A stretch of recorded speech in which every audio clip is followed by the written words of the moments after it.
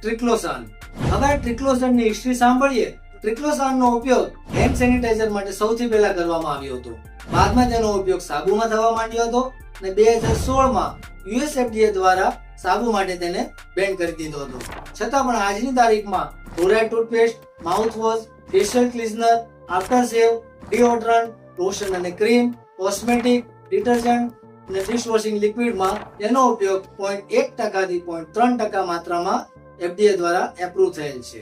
તો ટૂથપેસ્ટમાં વપરાતા ટ્રિક્લોસાન નામના કેમિકલથી બેક્ટેરિયા ઓછા થાય છે, પ્લેક ઓછા થાય છે, બીજા ગમ ડિઝીઝ ઓછા થાય છે. આપણે ટ્રિક્લોસાનના 3 ફાયદા તો જોયા.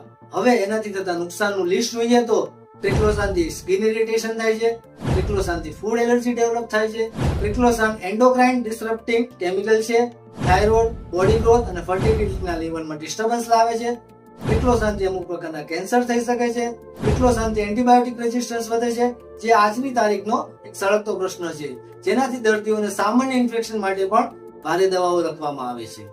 આ સિવાય ટ્રિક્લોસાનથી સ્પોન્ટેનિયસ એબોર્શન થાય છે અને પ્રેગ્નન્સી વખતે માતાને ડાયાબિટીસ થઈ શકે છે.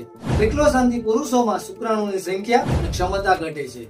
ટ્રિક્લોસાનથી અસ્થમા, એલર્જી અને ઇમ્યુનો રિસ્પોન્સ ડિસ્ટર્બ થાય છે. ટ્રિક્લોસાન પાણીમાં ભળીને સમુદ્રના જીવોને ખૂબ જ નુકસાન કરે છે.